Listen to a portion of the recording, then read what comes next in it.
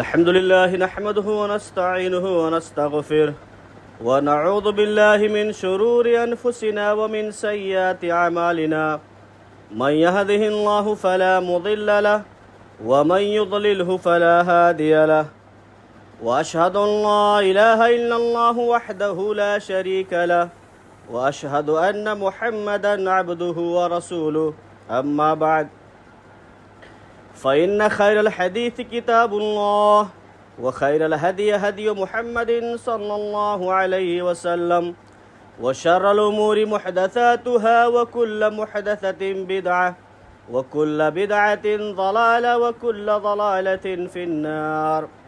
أعوذ بالله من الشيطان الرجيم. بسم الله الرحمن الرحيم. يا أيها الذين آمنوا اتقوا الله حق تقاته ولا تموتن إلا وأنتم مسلمون. يا أيها الناس اتقوا ربكم الذي خلقكم من نفس واحدة وخلق منها زوجها وبث منهما رجالا كثيرا ونساء واتقوا الله الذي تساءلون به والأرحام إن الله كان عليكم رقيبا. يا أيها الذين آمنوا اتقوا الله وقولوا قولا سديدا يصلح لكم أعمالكم ويغفر لكم ذنوبكم ومن يطع الله ورسوله فقد فاز فوزا عظيما. وعن عبد الله بن عباس رضي الله تعالى عنهما قال قال رسول الله صلى الله عليه وسلم عرضت علي الأمم فرأيت النبي ومعهم الرؤيا والنبي معه الرجل والرجلان والنبي ليس معه أحد فرفع علي فظننت أنهم أمتي فقيل هذا موسى وقومه رواہ البخاری و مسلم. محترم حاضرین جمعہ، دینی ملی بھائیوں، نوجوان ساتھیوں، ہمیں سب سے پہلے اس اللہ رب العالمین کی تعریف، اس کی بڑائی، حمد و ثنا بیان کرنی چاہیے کہ جس نے ہم تمام انسانوں کو دار فانی کے اندر پیدا فرمایا اور ہمیں پیدا فرمانے کے ساتھ ساتھ ہماری کامیابی اور کامرانی کے لیے، دونوں جہان کے اندر سرخروئی حاصل کرنے کے لیے اپنے بے شمار انبیاء کرام کا سلسلہ جاری کیا اور متعدد کتابیں نازل فرمائی. بعدہ درود و سلام نازل ہو اللہ رب العزت کے تمام انبیاء رسول پر، خصوصاً آخری نبی جناب محمد رسول اللہ صلی اللہ علیہ وسلم پر، کہ جنہیں اللہ رب العالمین نے پوری کائنات کے لیے رہنما اور رہبر بنا کر مبعوث فرمایا تھا. محترم سامعین کرام، خطبہ مسنونہ کے بعد بخاری مسلم کی ایک حدیث آپ کے سامنے پڑھی گئی ہے. اسی حدیث کے پیش نظر چند باتیں میں آپ کے سامنے رکھوں گا. اس حدیث کے اندر بہت ساری باتیں ہیں. راوی حدیث حضرت عبداللہ بن عباس ہے، جنہیں اللہ کے رسول نے ترجمان القرآن اور حبر الامہ کا لقب دیا تھا. بیان فرماتے ہیں کہ اللہ کے رسول نے فرمایا عرضت علی الامم، مجھ پر بقیہ ہم سے پہلی جو امتیں تھیں میرے سامنے پیش کی گئیں، میرے سامنے سے گزاری گئیں. دیکھیے حدیث جو ہے اللہ کے رسول صلی اللہ علیہ وسلم نے فرمایا، یہ آپ کے کسی جو ہے خواب کا مشاہدہ ہے، اور نبیوں کا خواب جو ہے برحق ہوتا ہے اور وہی کی ایک قسم بھی ہے. تو اللہ کے رسول نے فرمایا کہ میرے سامنے سے پچھلی گزشتہ جتنی امتیں گزری ہیں اپنے اپنے انبیاء کے ساتھ میرے سامنے سے گزاری گئیں. یہ اللہ کے رسول صلی اللہ علیہ وسلم کو ایک امتیازی شان حاصل ہے اور آپ کو ایک اعزاز حاصل ہے کہ آپ کو اللہ رب العالمین نے خواب میں یہ مشاہدہ کرایا کہ ساری امتیں اپنے انبیاء کرام کے ساتھ اللہ کے رسول کے سامنے سے گزاری گئیں. یہ اس طرح آپ اس کو سمجھیے جیسے ہمارا ملک ہے، ہم 15 اگست 26 جنوری کو دیکھتے ہیں کہ ہمارے ملک کا جو راشٹرپتی ہوتا ہے اس کے سامنے سے ملک کی جو فوجی طاقتیں ہوتی ہیں، ملک کی جو قوت ہوتی ہے، اس کو سامنے سے گزارا جاتا ہے. آپ نے دیکھا ہوگا جل سینا ہو، تھل سینا ہو، وایو سینا ہو، اور جو ٹینک ہے، جو ہتھیار ہیں، سمپل کے طور پر اس پریزیڈنٹ کے سامنے سے گزاری جاتی ہیں، اس کے سامنے پیش کی جاتی ہیں، ایک اعزاز کے طور پر اس کو ایک مقام دیا جاتا ہے۔ ایسے اللہ کے رسول صلی اللہ علیہ وسلم کو یہ ایک مقام دیا گیا، ایک اعزاز دیا گیا کہ آپ کے سامنے سے تمام امتیں اپنے انبیاء کرام کے ساتھ گزاری گئیں آپ کے سامنے سے۔ اللہ کے رسول کیا فرما رہے ہیں؟ فرائت النبی ومعہ الرؤیا، میں نے ایک نبی کو دیکھا، ان کے ساتھ چند لوگ تھے، قلیل مقدار میں لوگ تھے۔ والنبی معہ الرجل والرجلان، ایک نبی ہمارے سامنے سے ایسے بھی گزرے جن کے ساتھ صرف 2 لوگ تھے، اور ایک نبی ایسے بھی گزرے جن کے ساتھ ان کی امت میں سے صرف 1 آدمی تھا، اور ایک نبی ایسے بھی گزرے لیس معہ احد، ان کے ساتھ کوئی نہیں تھا۔ آپ اندازہ لگائیے کہ انبیاء کرام جس دور میں بھی ان کو نبوت اور رسالت سے سرفراز کیا گیا، انہوں نے پوری زندگی اس دین کے نشر و اشاعت کے لیے، اللہ کے دین کو غالب کرنے کے لیے، اللہ کے دین کو بندوں تک پہنچانے کے لیے پوری عمر کھپا دی۔ زندگی کا آخری لمحہ بھی اللہ کے پیغام کو بندوں تک پہنچانے میں لگا دی۔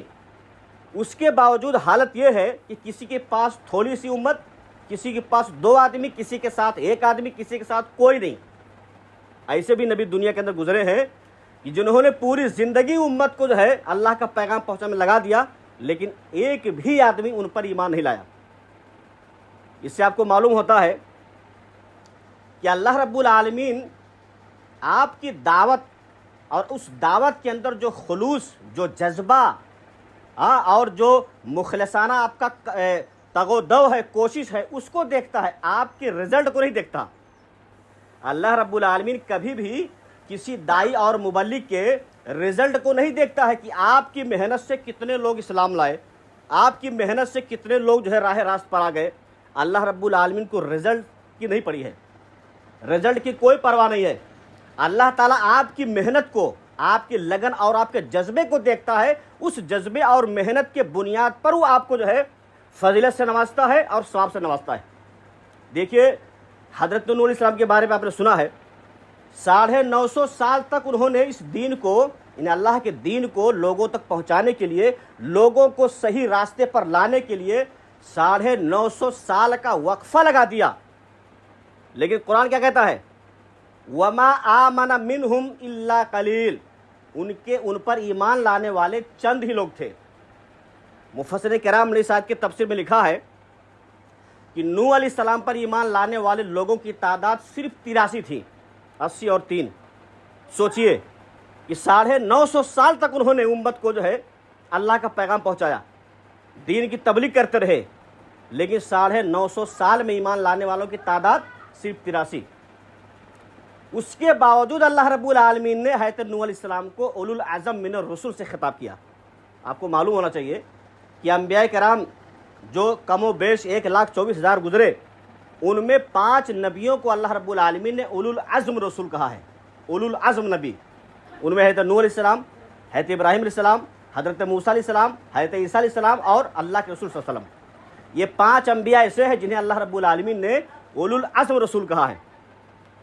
لیکن دیکھیے کہ نوح علیہ السلام کے پاس صرف 83 لوگ، لیکن اللہ رب العالمین نے ان کی اس لگن اور محنت کی قدر کی، اور آپ کو جو ہے شرف حاصل ہے کہ آپ اولو العزم رسولوں میں سے ہیں۔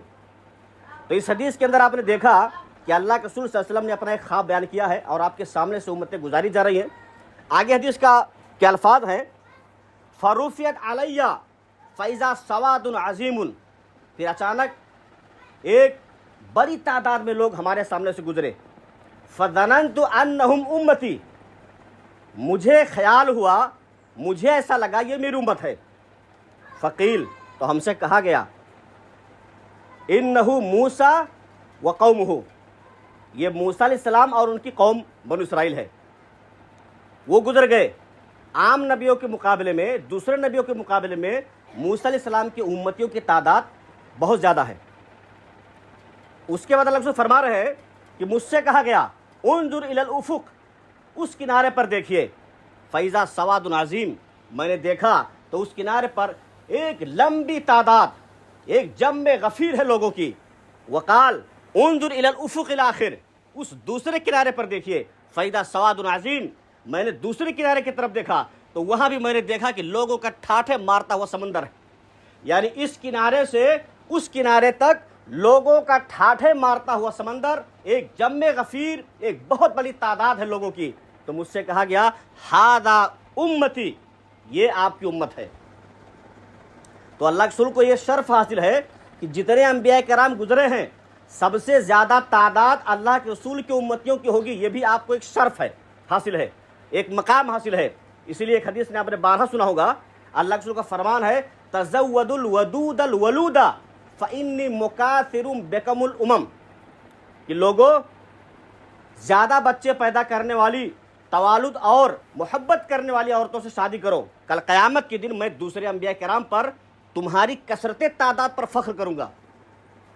تو یہ امت ہے، اس امت کو یہ شرف حاصل ہے کہ ساری امتوں سے زیادہ تعداد میں ہوں گے، اور اس امت کو یہ شرف حاصل ہے کہ یہ امت اللہ کے رسول صلی اللہ علیہ وسلم کی ہے، جو تمام انبیاء کرام میں آپ کو افضل مقام حاصل ہے۔ اور جو میں آج جس بحث کے لیے میں اس حدیث کو پیش کیا ہوں، اسی حدیث کے اندر اللہ کے رسول فرما رہے ہیں کہ آپ کو خوشخبری سنائی گئی کہ جب آپ سے کہا گیا کہ اس کنارے سے اس کنارے تک دیکھیے، یہ ساری کی ساری جو تعداد دکھائی جا رہی ہے یہ آپ کی امت ہے۔ وَمَعَهُمْ 70,000 يَدْخُلُونَ الْجَنَّةَ بِغَيْرِ عَذَابٍ وَلَا حِساب۔ اللہ کے رسول، یہ جو آپ کی امت آپ کو دکھلائی جا رہی ہے، آپ کی اس امت کے اندر 70,000 ایسے بھی لوگ ہوں گے جو بغیر عذاب کے، بغیر حساب کے جنت میں داخل ہو جائیں گے۔ یہ شرف حاصل ہے اس امت کو، یہ شرف حاصل ہے ہمارے رسول صلی اللہ علیہ وسلم کو۔ اس سے پہلی کسی امت کو یہ شرف نہیں ملا کہ جو بغیر حساب اور بغیر عذاب کے جنت میں چلی جائے۔ یہ اسی امت کا جو ہے، یہ خوش قسمتی اس امت کی ہے کہ اللہ رب العالمین نے خوشخبری دی کہ آپ کی امت میں ایسے بھی لوگ ہوں گے جو بغیر حساب کے، بغیر عذاب کے جنت میں چلے جائیں گے۔ دیکھیے کل قیامت کے دن انجام کے اعتبار سے اس امت کی 3 قسمیں ہوں گی۔ پہلی قسم اس امت کی وہ ہوگی جو بغیر حساب کے، بغیر عذاب کے جنت میں جائے گی، اور دوسری قسم اس امت کی وہ ہوگی جن کا حساب تو ہوگا، عذاب نہیں ہوگا۔ اللہ رب العالمین سرسری طور پر ان کا حساب لے لے گا، لیکن ان کو اپنی رحمت سے معاف کر کے نا عذاب نہیں دے گا۔ تو پہلی قسم بغیر حساب، بغیر عذاب کے، دوسری قسم حساب ہوگا لیکن عذاب نہیں ہوگا، اور تیسری قسم اس امت کی ہوگی جن کا حساب بھی ہوگا اور ان کو عذاب بھی ہوگا۔ یعنی انہوں نے جو غلطیاں کی ہوں گی ان پر اللہ رب العالمین مقررہ وقت کے لیے جہنم میں ڈالے گا۔ جب ان کی وہ متعین مدت پوری ہو جائے گی تو چونکہ توحید کا مسئلہ ہے، عقیدے کا مسئلہ ہے، انہوں نے شرک نہیں کیا ہوگا، تو ایسے لوگوں کو اللہ رب العالمین آخر میں جہنم سے نکال کے جنت میں داخل کر دے گا۔ یہ امت کے جو ہے انجام کے اعتبار سے 3 قسمیں ہوں گی۔ تو اللہ کے رسول صلی اللہ علیہ وسلم سے جب کہا گیا، اچھا ایک اور چیز غور کرنے کی بات ہے کہ کیا صرف 70,000 ہی لوگ ہوں گے جو جنت میں بغیر حساب کتاب کے جائیں گے، بغیر عذاب کے جائیں گے؟ اگر 70,000 ہی مان لیا جائے تو یہ کوٹا صحابہ کرام میں ہی پورا ہو جاتا ہے۔ غور کرنے کی بات ہے کہ اگر 70,000 صرف مانیں گے تو یہ جو ہے صحابہ کرام سے ہی کوٹا پھل ہو جائے گا، کیونکہ ایک جو ہے حدیث کے مطابق حجۃ الوداع کے موقع پر 1,24,000 صحابہ کرام کی تعداد تھی۔ تو اگر صرف 70,000 مانا جائے گا تو یہ بعد کے لوگوں کے لیے جگہ نہیں رہ جائے گی، پھر صحابہ کرام ہی اس کو پھر کر دیں گے۔ لیکن دراصل مفسرین کرام اور محدثین کرام اہل علم کا کہنا ہے کہ یہاں پر 70 سے مراد تعداد وہ نہیں ہے بلکہ کثرت تعداد مراد ہے۔ 70 عام طور سے عربوں کے اندر اور عربی زبان میں بہت بڑی تعداد کے لیے 70 بولاتا ہے۔ جیسے ہم آپس میں بولتے ہیں ایک نہیں 70 بار تو یہ کہے گا میں نہیں کروں گا، ہم اپنی زبان میں بولتے ہیں جب کسی کام کو نہیں کرنا ہوتا ہے تو ہم سامنے والے کو جو ہے یہ بولتے ہیں کہ ایک نہیں 70 بار تم کہو گے پھر بھی میں نہیں کروں گا، جس کا مطلب یہ ہوتا ہے کہ تم کتنی بھی بار کہو گے ہم یہ کام نہیں کریں گے۔ تو 70 کی تعداد کو عربوں میں اور عربی زبان میں کثرت تعداد کے لیے بولاتا ہے، یعنی بہت زیادہ تعداد۔ اور اس کی تفسیر میں سنن مسند احمد کی ایک روایت ہے، اور راوی حدیث حضرت ابو سعید خدری ہیں، کہتے ہیں کہ اللہ کے رسول صلی اللہ علیہ وسلم نے جب یہ خوشخبری سنی کہ ہماری امت میں ایسے لوگ ہوں گے جو بغیر حساب بغیر عذاب کے جنت میں جائیں گے، تو اللہ رب العالمین سے اللہ کے رسول صلی اللہ علیہ وسلم نے دعا کی کہ اللہ بغیر حساب اور بغیر عذاب کے جنت میں جانے والے میری امتیوں کی تعداد میں اضافہ کر دے۔ باقاعدہ اللہ کے رسول کی دعا ہے۔ اور دوسری روایت کے مطابق دیکھیے اللہ کے رسول صلی اللہ علیہ وسلم ایک بار حضرت عیسیٰ علیہ السلام کی اس دعا کو یاد کرتے ہیں جو عیسیٰ علیہ السلام نے اپنی امت کے لیے کیا تھا، اپنی امت کے بارے میں فکر کے طور پر کہا تھا، ان تعذبہم فإنہم عبادک وإن تغفر لہم فإنک انت العزیز الحکیم، کہ اللہ رب العالمین اگر تو ان بندوں کو، اپنے ان بندوں کو عذاب دیتا ہے تو یہ تیرے بندے ہیں، اور اگر تو معاف کر دیتا ہے تو تو بہت بڑا حکیم ہے اور بہت بڑا جو ہے قابض ہے، تیرا سارا فیصلہ حکمت سے بھرا ہوا ہے۔ یعنی عیسیٰ علیہ السلام اپنی امت کے بارے میں اتنے فکر مند ہیں کہ وہ اللہ رب العالمین سے دعا کر رہے ہیں کہ بار الہ اگر تو ان بندوں کو عذاب دے گا تو تجھے پورا حق حاصل ہے، یہ تیرے بندے ہیں، لیکن معاف کر دے گا تو تیرا فیصلہ بہت حکمت والا ہے۔ اسی طرح سے حضرت ابراہیم علیہ السلام کی دعا کو بھی اللہ کے رسول نے یاد کیا۔ دیکھا کہ حضرت ابراہیم علیہ السلام اپنی امت کے بارے میں کہہ رہے ہیں کہ اللہ رب العالمین اگر ان میں سے جو میری فرمانبرداری کر رہے ہیں تو وہ تو مجھ سے ہی ہے، لیکن اگر کوئی میری نافرمانی کر رہا ہے تو معاف کرنے والا ہے۔ یعنی ہر نبی اپنی امت کے بارے میں اتنا فکر مند تھے کہ اللہ رب العالمین سے وہ دعائیں کرتے تھے کہ یہ تیرے بندے ہیں، ایمان لاتے ہیں تو اچھی بات ہے، بار الہ اگر ایمان نہیں لاتے ہیں، نافرمانی میری کرتے ہیں یا گناہ کرتے ہیں تو بخشنے والا ہے، تو چاہے تو عذاب بھی دے سکتا ہے، لیکن عذاب دے گا تو تیرے بندے ہیں، اور اگر معاف کر دے گا تو بہت بڑا حکمت والا ہے۔ یعنی ہر نبی اپنی امت کے بارے میں فکر مند ہے۔ یہ تمام آیتیں پڑھنے کے بعد حدیث کے اندر آتا ہے کہ اللہ کے رسول صلی اللہ علیہ وسلم کی آنکھوں سے زار و قطار آنسو جاری ہو گئے، آپ بے تحاشا رونے لگے۔ میرے بھائیوں، یہ وہ مقدس ہستی ہے، یہ وہ مقدس رسول ہے کہ جس کی آنسو زمین پر گرنے سے پہلے عرش الہی ہل جاتی تھی۔ اللہ رب العالمین کو جلال آیا اور ترنت حضرت جبرائیل علیہ السلام کو بھیجا کہ جبرائیل جاؤ میرے محبوب کے پاس اور پوچھو کس بات نے اس کو رلایا ہے، کس بات نے اس کو جو ہے رونے پر مجبور کر دیا ہے، آخر میرا محبوب کیوں رو رہا ہے۔ میرے بھائیوں، جبرائیل علیہ السلام آتے ہیں اور کہتے ہیں کہ اللہ کے رسول مجھے اللہ رب العالمین نے بھیجا ہے، آپ آخر کیوں رو رہے ہو، آپ کو کس چیز نے رونے پر مجبور کر دیا؟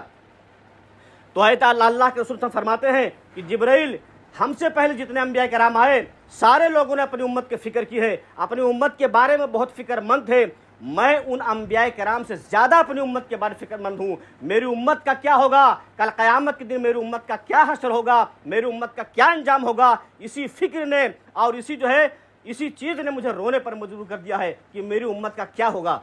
چنانچہ حضرت جبرائیل علیہ السلام اللہ کے پاس جاتے ہیں، حالانکہ اللہ رب العالمین کو سب کچھ معلوم ہے۔ حضرت جبرائیل علیہ السلام اللہ کے پاس جاتے ہیں اور کہتے ہیں کہ اللہ رب العالمین آپ کا نبی، آپ کا محبوب نبی اس لیے رو رہا ہے کہ اسے اپنی امت کی فکر ہے، کل اس کے امت کے ساتھ کیا ہوگا، اس کا حشر کیا ہوگا، ان کا انجام کیا ہوگا، یہ سوچ کر رو رہے ہیں۔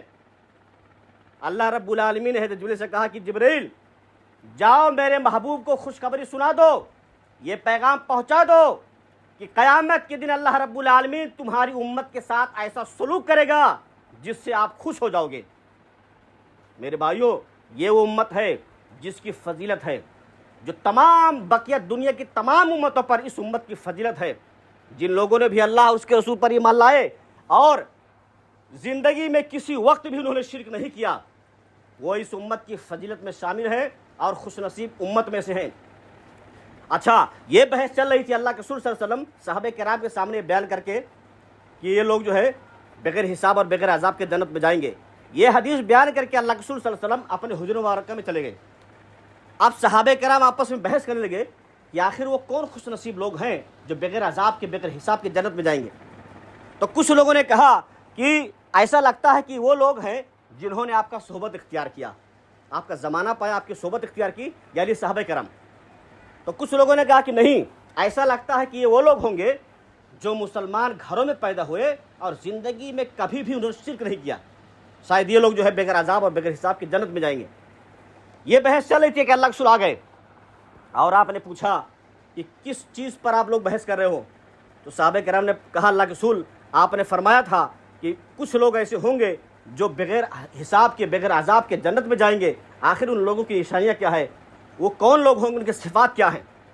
تو اللہ کے رسول نے فرمایا سنو، انہم لا یسترقون، یہ وہ لوگ ہوں گے جو جھاڑ پھونک نہیں کرواتے ہوں گے، वला यक्तऊन, दागने वाला काम नहीं करते होंगे, वला यततय्यरून, और बदशगुनी नहीं लेते होंगे, वाला रब्बिहिम यतवक्कलून, और हर हाल में अपने रब पर भरोसा करते हैं। ये चार सिफात अल्लाह के बयान फरमाया कि ये चार सिफात जिनके अंदर होगी, क़यामत तक आने वाले मुसलमानों की बात है, ये चार सिफात जिनके अंदर होगी वो बग़ैर हिसाब और बग़ैर अजाब के जन्नत में जाएगा। पहली सिफत ला यस्तरकून, जो किसी से झाड़ फूक नहीं करवाते हैं, किसी से दम नहीं करवाते हैं। हालांकि आपको मालूम है कि रुक़या शरिया, शरई झाड़ फूक, शरई दम करना जायज़ है, लेकिन इंसान का कमाल तवक्कुल, इंसान का कमाल तौहीद, इंसान का कमाल ईमान ये है कि वो किसी से झाड़ फूक न करवाए। हाँ, हर इंसान अगर उसको कुछ तकलीफ है वो खुद अपने आप पर दम कर सकता है, अपने आप पर जो है रुक़या शरिया कर सकता है। मुफस्सिरीन कराम कहते हैं कि कभी कभार दम करवाने से भी जो है ये सिफत से इंसान खाली नहीं होगा, यानी कभी कभार अगर कोई दम करवा लेता किसी से तो भी कोई हरज नहीं है, लेकिन आदत नहीं बनानी चाहिए। और दूसरी चीज़ ये है कि अगर बगैर कहे कोई आप पर दम कर दे रहा है तो भी उस चीज़ से आप खारिज हैं, वो चीज़ आप पर लायक नहीं होगी। जैसे आपका चेहरा किसी ने देखा या आपको बीमार किसी ने देखा और सोचा कि भाई आपकी तबीयत बराबर नहीं है, वो इंसान ने आप पर दम कर दिया, कोई हरज नहीं है। लेकिन जो लोग आदत बना लेते हैं, हर चीज़ में दम करवाते हैं, हर चीज़ में झाड़ फूक करवाते हैं, और दरअसल बात यह है कि इस दम और इस झाड़ फूक के चक्कर में बहुत सारे लोग अपने ईमान का, तौहीद का सौदा कर लेते हैं, तवक्कुल ख़त्म हो जाती है, यानी ये दम करवाते करवाते शिरकियत दम पर पहुंच जाते हैं। और सबसे बड़ी चीज़ ये है कि जब इंसान, शरीयत ने मना क्यों किया है, शरीयत ने एहतियात करने से क्यों, मतलब एहतियात करने का हुक्म क्यों दिया है, उसकी वजह यह है कभी कभार ऐसा होता है कि एक इंसान परेशान है, किसी से दम करवा लिया, उसने शरई दम किया, लेकिन जब वो सही हो गया, शिफा उसको मिल गई, तो उसके दिल में ख्याल आता है कि भाई वो आदमी तो, उसके हाथ में तो शिफा है, वो आदमी उसके हाथ में तो जादू है, दम कर दिया मैं सही हो गया। उसका तवक्कुल अल्लाह रब्बुल आलमीन से हट के उस इंसान पर हो जाता है। यही चीज़ इंसान के तौहीद के लिए ख़तरनाक है, इसीलिए जो है एहतियात करने की ज़रूरत है। तो सबसे पहली सिफत जो उन लोगों की होगी जो बग़ैर हिसाब के, बग़ैर अजाब के जन्नत में जाएंगे, वो होंगे ला यस्तरकून, कि वो कभी किसी से दम नहीं करवाते होंगे, वला यक्तऊन, और दागने वाला अमल नहीं करते हैं। आपको मालूम है पहले ज़माने में जब मेडिकल साइंस ने इतनी तरक्की नहीं की थी, बहुत सारे हकीम दागने वाला काम भी करते थे। जैसे आपके जिस्म में कहीं पर ज़ख़म हो गया, वो दवा देकर थक जाते थे, जब नहीं सही होता था तो आखिरी इलाज होता था कि लोहे को गर्म करके, लाल करके उस ज़ख़म पर रख कर उसको दागते थे, और उसे शफा भी मिलती थी। और शफा है, दागने में शफा है भी, लेकिन अल्लाह के रसूल ने मना फरमाया कि हमारी उम्मत को मैं मना करता हूँ कि दागने वाला अमल ना करे। एक हदीस में यहाँ तक फरमाया कि 3 चीज़ों में शिफा है, एक उसमें शहद का नाम लिया, एक उसमें पोंछने का नाम लिया, और उसमें दागने का भी नाम लिया। इन तीनों चीज़ों में शिफा है, आज भी है, लेकिन अल्लाह के रसूल ने फरमाया कि मैं अपनी उम्मत को मना करता हूँ कि दागने वाला काम ना करे। तो उन जन्नतियों की सिफत है, दूसरी सिफत है कि वो कभी भी दागने वाला काम नहीं करते हैं। और तीसरी सिफत है वला यततय्यरून, बदशगुनी नहीं लेते।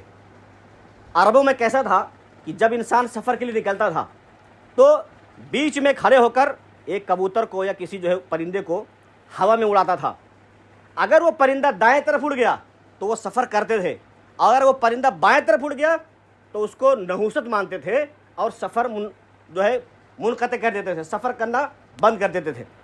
इसको कहते हैं बदशगुनी। तो अल्लाह के रसूल फरमाया कि ये वो लोग होंगे जो बदशगुनी नहीं लेते हैं, किसी भी दिन को मनहूस नहीं समझते हैं, किसी महीने को मनहूस नहीं समझते हैं। अभी हम सफ़र का महीना जो गया, जो जा रहा है, लगभग आखिरी वक्त है, इस महीने को भी जो है कुछ लोगों ने मनहूस करार दिया सफ़र के महीने को। न उसमें शादी ब्याह करेंगे, न कोई अच्छा काम करेंगे, यानी जो दीनी काम उनका होगा उस पूरे महीने में वो नहीं करते हैं। वो ये सोचते हैं कि ये महीना जो है सफ़र का महीना मनहूस है।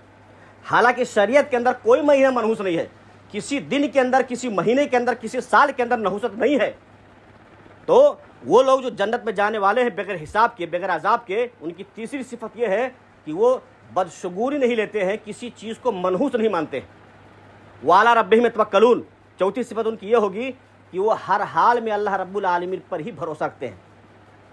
एक हदीस के अंदर आता है कि अगर लोग अल्लाह रब्बुल आलमीन पर ऐसे ही भरोसा करते जैसा कि अल्लाह ताला का भरोसा करने का हक है, तो उनको उन परिंदों की तरह रोज़ी दी जाती جو صبح کو خالی پیٹ اٹھتے ہیں اور شام کو پیٹ بھر کے واپس آتے ہیں.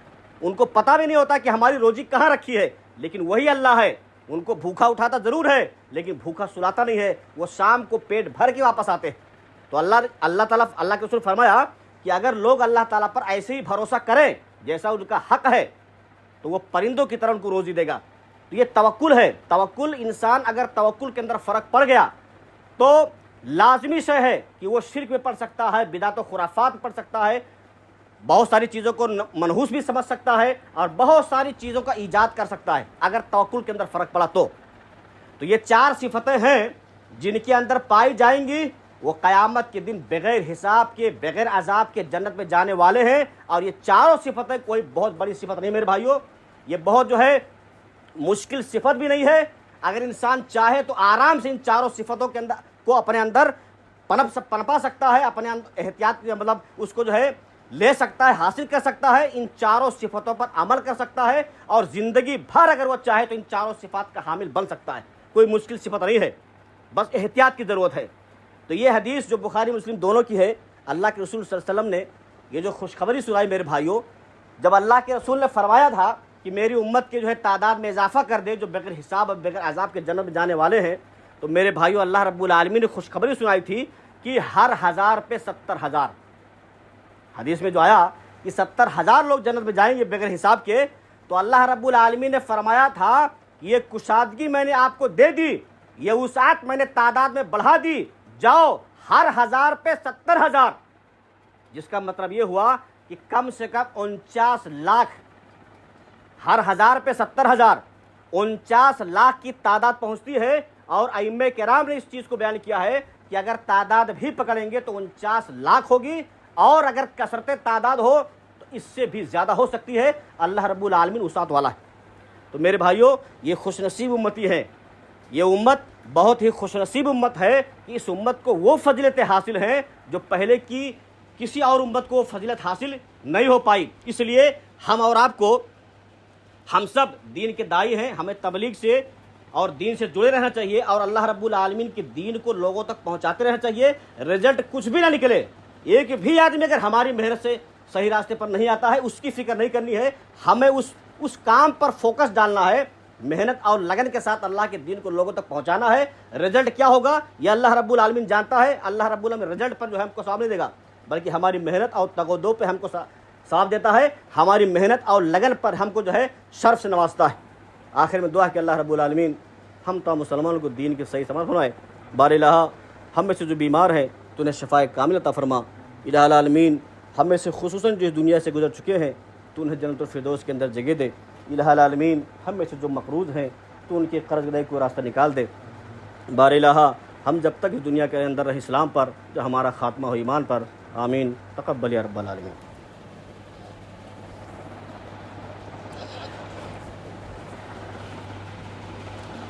الحمد للہ نحمده ونستعینه ونستغفر ونعوذ باللہ من شرور انفسنا ومن سیئات اعمالنا. من يهده الله فلا مضل له ومن يضلله فلا هادي له. واشهد ان لا اله الا الله وحده لا شريك له واشهد ان محمدا عبده ورسوله. اما بعد فان خير الحديث كتاب الله وخير الهدي هدي محمد صلى الله عليه وسلم وشر الأمور محدثاتها وكل محدثة بدعة وكل بدعة ضلالة وكل ضلالة في النار. أعوذ بالله من الشيطان الرجيم. بسم الله الرحمن الرحيم.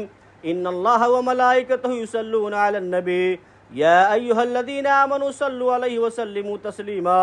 اللهم صل على محمد وعلى آل محمد كما صليت على إبراهيم وعلى آل إبراهيم إنك حميد مجيد.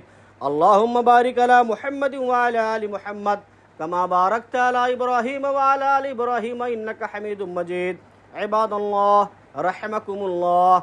إن الله يأمر بالعدل والإحسان وإيتاء ذي القربى وينهى عن الفحشاء والمنكر والبغي يعظكم لعلكم تذكرون. ولذكر الله تعالى أعلى وأولى وأهم وأجل. قوموا للصلاة.